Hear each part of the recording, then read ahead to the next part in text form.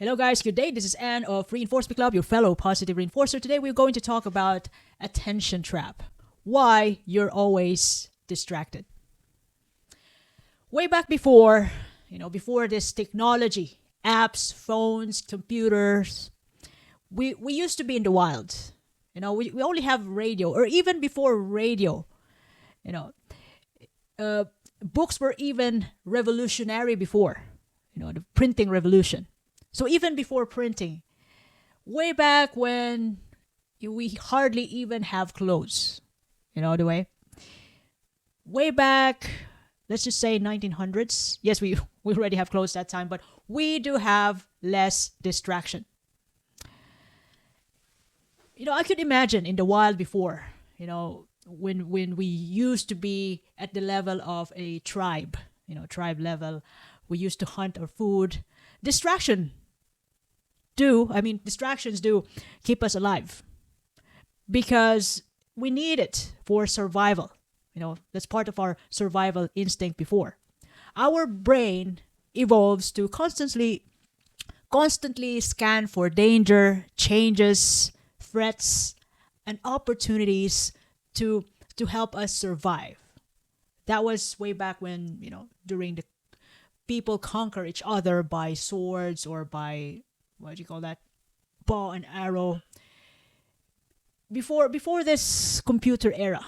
I could just say how it feels like to be in a computer era because I'm in this generation. I've already enjoyed the printing revolution, the golden age of this technology, and all I can say is I can only imagine, the life of, way back when when people used to live as a tribe. They live as a community, as a team, as one, with a leader. And they go on in the wild to hunt for food. So there was less distraction that time. But distraction helped people to survive. Now, going to this new world, overwhelming, overstimulating world, phones, apps that which are designed to hijack our brain, to give our attention and time to it, majority of the time of the day, computer games, platforms, social media that are engineered to take all our attention. We are in the era of information overload that we can just get what we want, get to know what we want, even the price, the thing that we would love to buy at the cheapest price in one click away or one press, just one, a keyword away. And we also have this notification, updates, constant inputs, which keeps our brain reactive and scattered, that we hardly could ever focus on what we are doing because we are on our phone like this. It drives our dopamine wild. You know what dopamine is?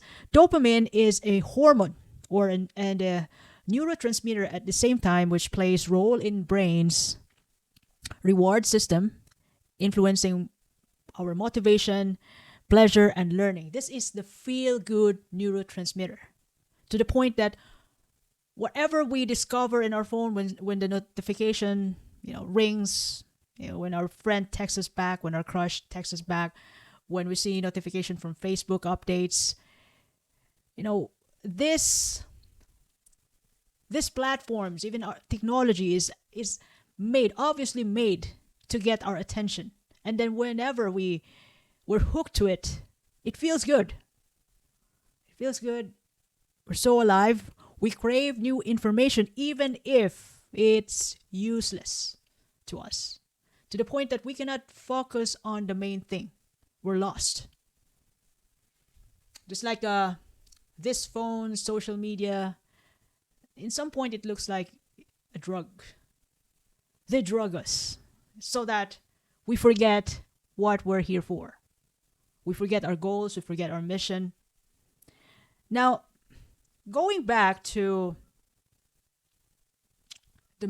our main topic, which is why why you're always distracted. Why are we getting much distracted, getting much distraction this time? It's because, I personally believe that if you don't know your agenda, if you don't have an absolute plan for your day, you're going to be open to all sorts of distraction. If you've no plan, no purpose, no structures, no routine, you are a prospect for for those marketers. Oh, it's easy to get this guy's attention.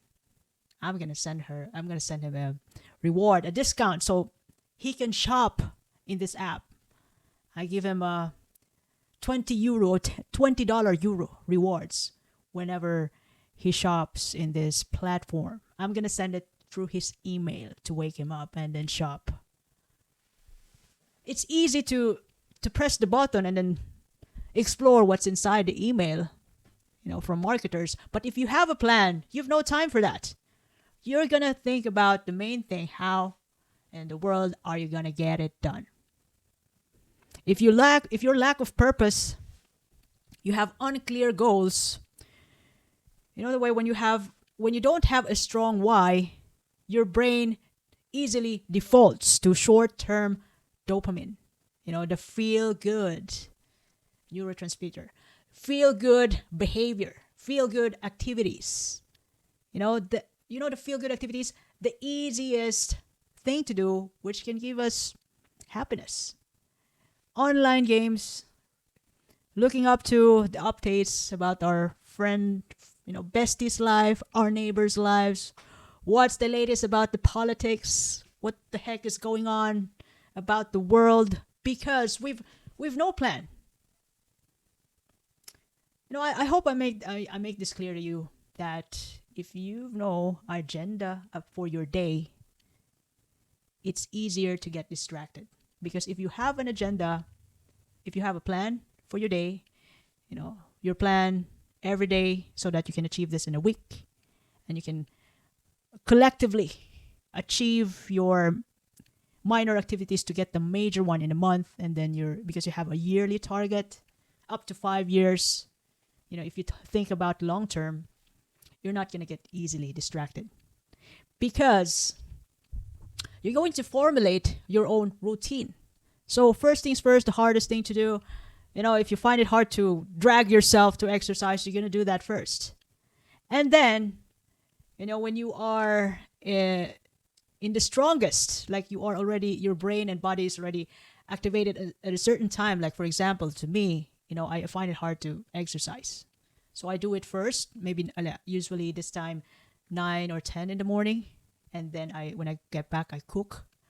And then I make contents for my Excel and whatever I wanted to do. Because it's easier, I just have to sit but this is a long-term commitment. I got to do this. I cannot end the day, I couldn't sleep well if I wouldn't do the main thing. And my main thing is just making content, exercise, and somehow learn something new. That's another main thing, making contents, workout, learn something new. And the minors could be cook, wash the dishes, do the household chores, but I got to do the main thing first. It doesn't matter if I do the minors, but the main thing first. I'm not saying that I'm going to be the richest person in the world, but I just do what matters to me. And there's also a lot of things which matters to you. And what I've learned is that you don't need a lot. You can even just do one thing. And then after doing that, okay, get yourself open for distraction, but do the main thing first. Otherwise, when you have no plan for the day, nothing in your head, you'll be opening yourself to different types of distractions that's just going to eat your time in the first place. And another thing that would surely make you get distracted is your environment. Your things are cluttered, surroundings dirty. You need some organization. And another thing is that when you have a goal, when you have your main thing, it's important to block your time. Like for me, I love to do my content in my day off in the afternoon. So between 4 and 8 in the afternoon, the content must be finished. So I must block time for 1 to 2 hours or even 3 hours. And my office, there's less things around here, just my books. So when I go inside my office, I've no bed and I got books here. So it already tells me to do my job. I have nothing else here. And my diary, other stuff.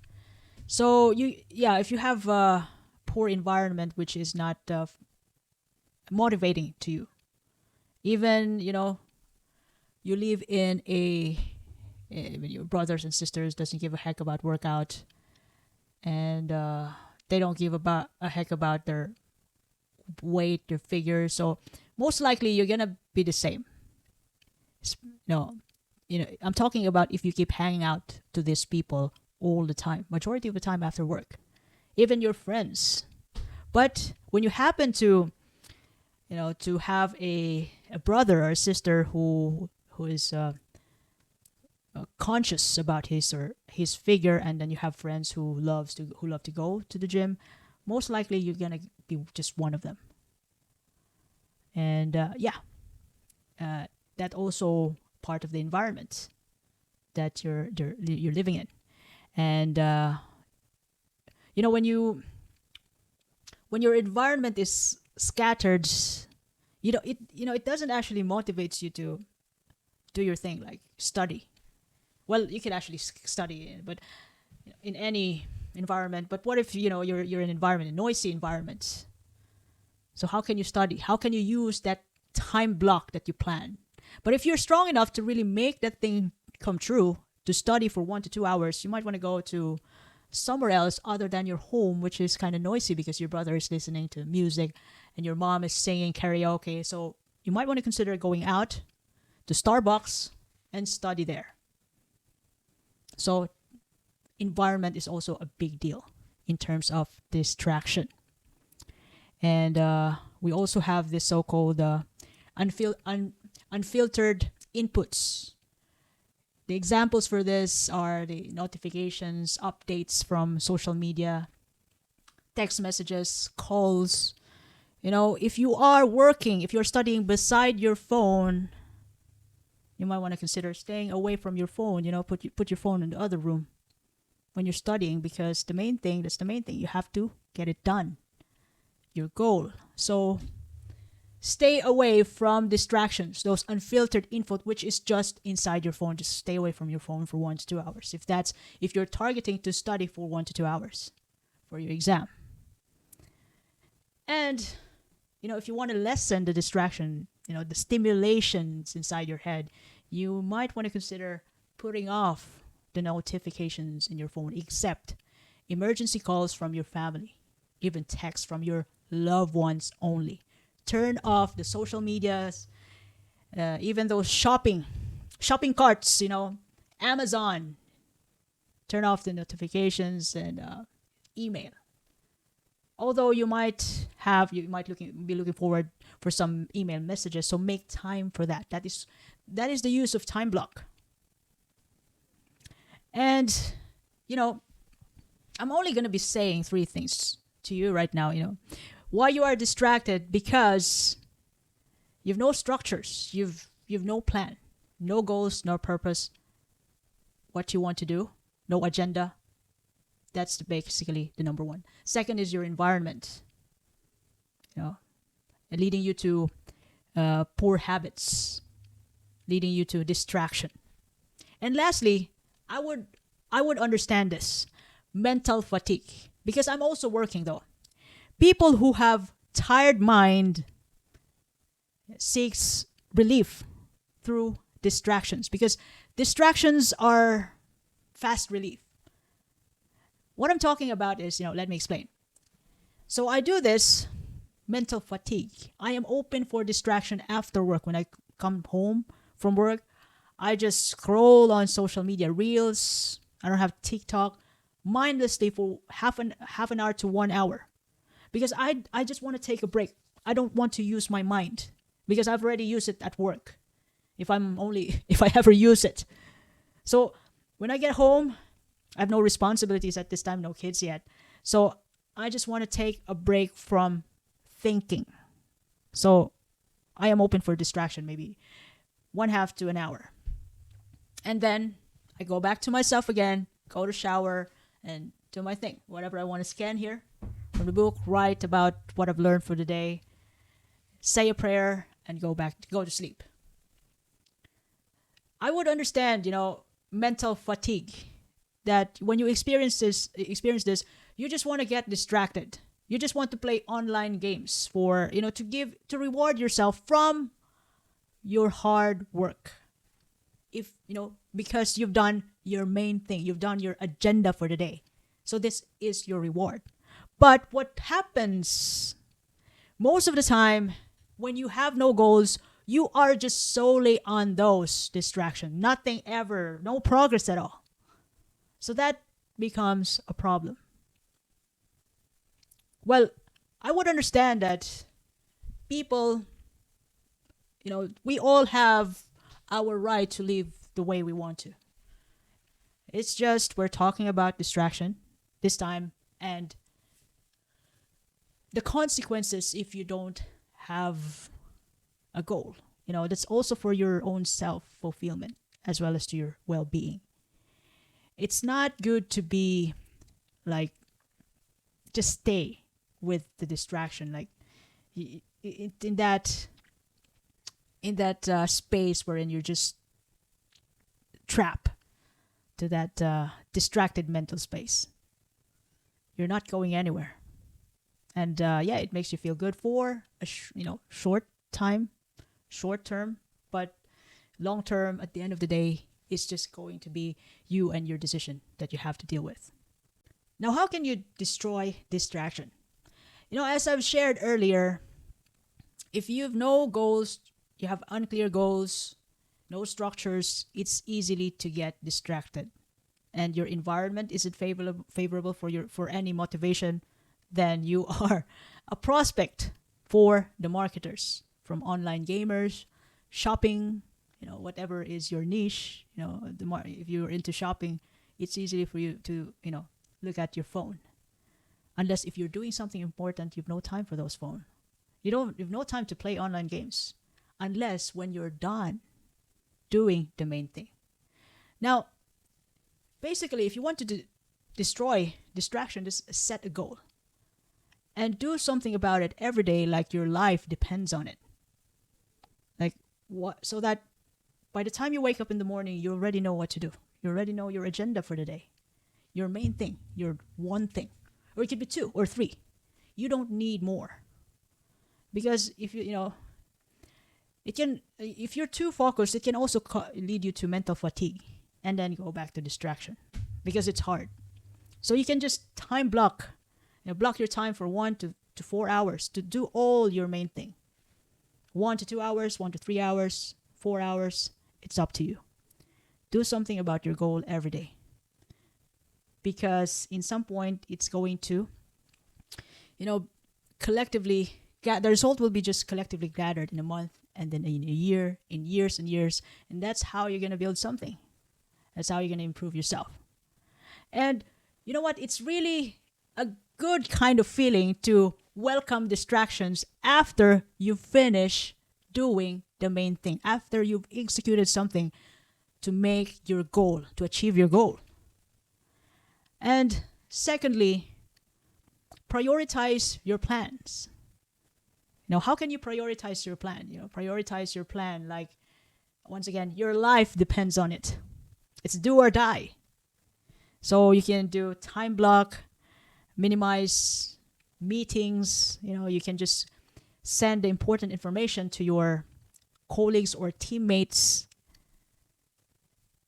via email or text, even long text. You say everything you have to say, or you can even make a video of your instructions and send it to your teammates, to your team, without meeting. Because if you have some meetings Okay. It's the same thing, when people read your message. It's just that when you have a meeting, some people just wouldn't listen. They're there, but they're not there.